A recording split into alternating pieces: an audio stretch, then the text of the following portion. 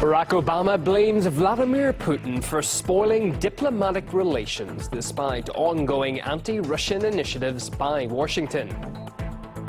Also ahead this RT News, our emerging new political forces continue to dominate discussions at Davos, where for some of the outgoing old guard, it's literally lights out. We are going to retain our position of leadership, because if we don't fight for our values, no one else will.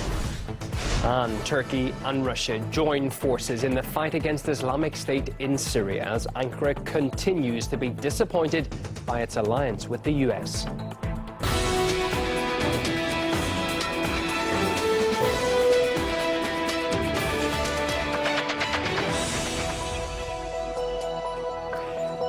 Just after midday this Thursday here in Moscow, January the 19th. Welcome to RT International. I'm Ewan O'Neill. We will get to our headline stories in just a moment, but first, a major avalanche has hit a remote hotel in the Abruzzo region of Italy. That's after an earthquake where a number of them shook the area yesterday. Local sources say that up to 30 people could have lost their lives in it. A rescue operation is underway. As you can see there, a snowstorm is complicating the efforts of rescue teams as firefighters could only reach the hotel hours after the avalanche, and they could only do so on skis. We'll bring you all the updates on this developing story as soon as they come into us on RT.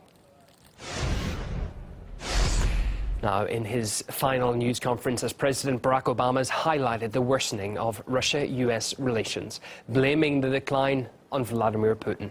That is despite ongoing anti-Russian rhetoric and actions by Washington. Our correspondent there, Gaine Chichikan, takes off the story. At his last news conference as president, Obama tried to explain why, in his view, the relationship between the U.S. and Russia hit rock bottom. He said he wanted a constructive relationship with Russia. Then came Putin and spoiled it all. Here. I think it's fair to say that after President Putin came back into the presidency, that an escalating anti-American rhetoric, that return to an adversarial spirit that I think existed during the Cold War has made the relationship more difficult. It certainly took more than rhetoric to make the relationship difficult. There were certain actions by the Obama administration that the Russian leadership didn't appreciate, including the administration's support for the coup in Ukraine, the killing of Muammar Gaddafi in Libya, as well as U.S. support for the rebels in Syria, many of whom were extremists. The Obama administration, on the other hand, didn't appreciate Crimea's joining Russia and Moscow's support for the Syrian government. We associate your name with our hope for a breakthrough in relations between our countries. He has been improvising himself into a nationalist approach to Russian policy that is scaring the heck out of his neighbors and is badly damaging his economy. We don't want to deteriorate relations between our countries. That's the route our American partners have taken. We're upholding the principle that bigger nations can't bully the small by opposing Russian aggression. Even by Russia's standards, tonight's stunt, a stunt replete with moralism and grandstanding, is uniquely cynical and hypocritical. Russia will continue to send troops home in body bags. I listened to my colleague from Russia, and I sort of felt a little bit like they're sort of in a parallel universe here. Correct me if I'm wrong, but the US is a superpower and a great country. The Russians can't change us or significantly weaken us. They are a smaller country, they are a weaker country. So there's a lot more context to the worsening of the relationship, different interests involved. It appears in President Obama's view, it's all because of the adversarial spirit that Vladimir Putin brought to the relationship. Meanwhile, perhaps keeping with that spirit, in his last weeks in office, President Obama has imposed new sanctions on Russia, expelled dozens of Russian diplomats, deployed thousands of troops to Poland, further expanding U.S. military presence near Russian borders. Well, adding to that aspect, the U.S. Air Force has released a training video which is provocatively titled "Obama Sends Final Message to Putin, U.S. Tanks Fire Rounds in Poland." Ray McGovern, who's a former U.S. Army intelligence officer and CIA analyst, says President Obama could have done much more to improve American-Russian relations. That's the fashion here in Washington. You always blame Russia. Even if it's Hillary Clinton that lost the election, you blame Russia. Obama started in the usual way, saying we tried real hard to have a constructive relationship. And indeed, that was reciprocated by Mr. Putin, when he helped Obama not go to overt war with Syria by getting the Syrians to destroy their chemical weapons. Now, Obama said lots of stuff about Crimea, Russia seized Crimea. He never mentioned that we mounted a coup on the 22nd of February 2014, and was only then that Russia reacted. So without the coup in Kiev, you have a totally distorted relationship or story of relationship between the United States and Russia. I hope that Obama is just being deceitful, because if he doesn't know any better, that's an even sadder commentary on the relations which we have with Russia. Well, Donald J. Trump is set to become President of the United States in just over 24 hours' time. And as he prepares to take the reins at the White House, journalists from a number of U.S. news outlets have written an open letter stressing a number of their concerns. For example, they're demanding total press freedom and reject any restrictions during the events they attend. The same goes for airtime and the scope of coverage they decide to dedicate to Donald Trump's, quote, spokespeople and surrogates. The journalists also want to put up a unified front against what they see as Trump causing, quote, family fights amongst mainstream media.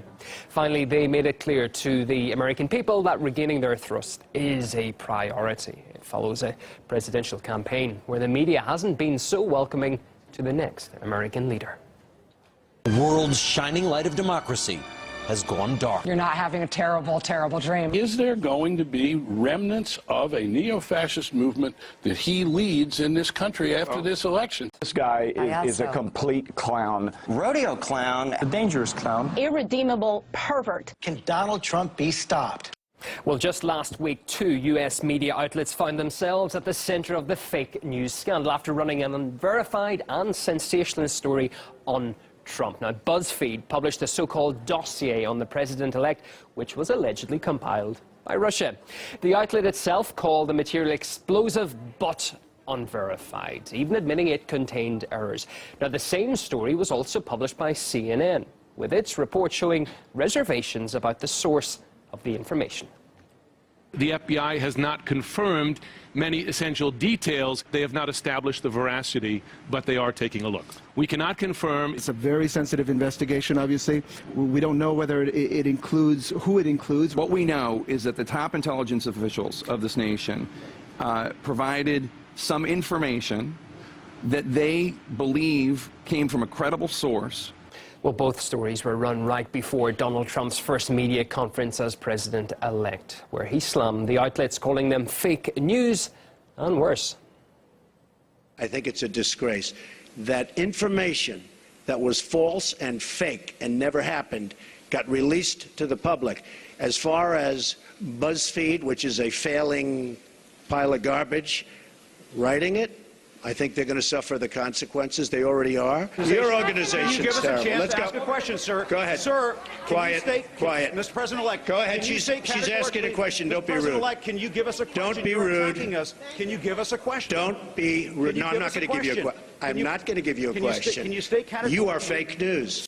Never in modern history have journalists been so much in the tank for specifically the Obama wing of the Democratic Party, and then in the run-up to the 2016 election for the hope that Hillary Clinton would succeed President Obama. So we have now been subjected in our country to 8 years of incredibly biased and one-sided reporting that most thinking people who care about solving these issues reject out of hand.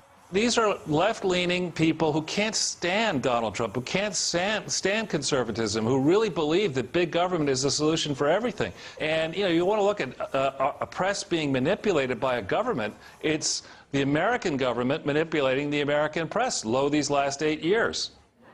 Meanwhile, 6 Twitter accounts that were parodying the Russian government and its politicians have fallen silent since the beginning of the new year.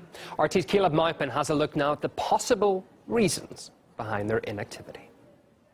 Trolls. No, not the kind of mythical creatures who live under bridges and kidnap princes. Internet trolls. HarperCollins Dictionary defines them as a person who posts deliberately inflammatory articles onto internet discussions. The term comes from a kind of fishing in which the prey is lured with bait.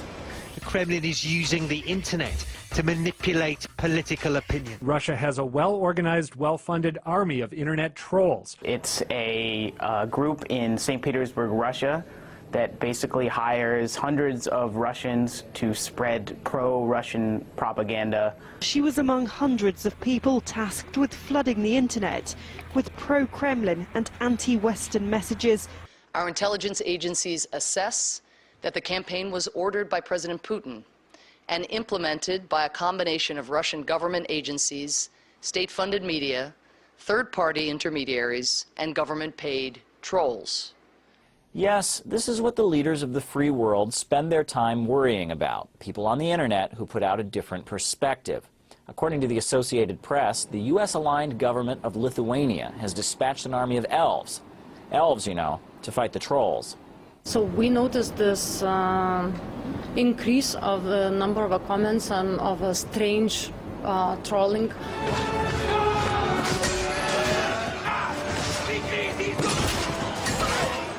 Now, Samantha Power, the outgoing U.S. ambassador to the United Nations, said the USA doesn't need an army of elves. Instead, she put forward her own brilliant strategy for defeating the maniacal Russian keyboard crunchers.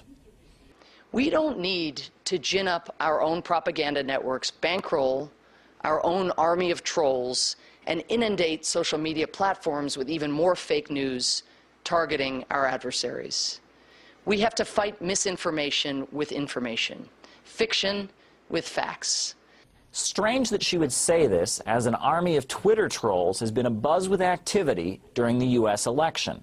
For instance, there's an evil social media twin of Sergei Lavrov, Russia's foreign minister. Vladimir Putin has a troll doppelganger, too, of course. There's an account called Sputnik Not that's an attempt to discredit the Sputnik news agency, and even a few profiles attacking this network, RT. There's no apparent connection between them except for one peculiar detail. All of them have been spamming like crazy in 2016, making literally dozens of posts a day up until the 1st of January. It's almost like someone pulled the big plug on them. Do you buy the argument that the reason Donald Trump was elected was because these Russian guys were on the internet posting news articles that just got into the heads of the American people and just convinced them that they had to vote for Trump? Yeah, exactly. So 40 million people were convinced by a couple dudes in Russia that changed it. I mean, it's on its face, it's ludicrous to even think that. It's the argument that's being put forth because there's a group of people, namely the Democratic Party, that wants to make his presidency illegitimate. Therefore, they're blaming this, they have this ludicrous idea of these 4 or 5 guys in Russia trying to move the entire electorate of the United States of America. No, the reason why they lost is because, the perfect example why they lost is that what happened at the Golden Globes, right? She gets up there and she starts lecturing the American people on how stupid they are. And Americans look at her and the other elites who kept looking at them as being stupid for voting for Donald Trump and said, screw you. I'm going to do what I want to do, and I'm not going to be dictated by, in a pandactic way, by Meryl Streep or any of their elites. And they don't get it. They still don't get it. They still try to shift the blame of what was happening to these Russian hackers. It's ludicrous on its face. It used to be that the major TV networks and newspapers in the United States had a virtual monopoly, and no one could really challenge them when it came to crafting public opinion. But that's no longer the case. Now all kinds of facts and perspectives are available to anyone with internet access. All this talk of fake news and internet trolls shows that the old order is rather dissatisfied with some of the freedom they usually claim to champion. Caleb Maupin, RT, New York. It's day 3 of the World Economic Forum in Davos, Switzerland. We'll update you on what's being said there in just a few moments.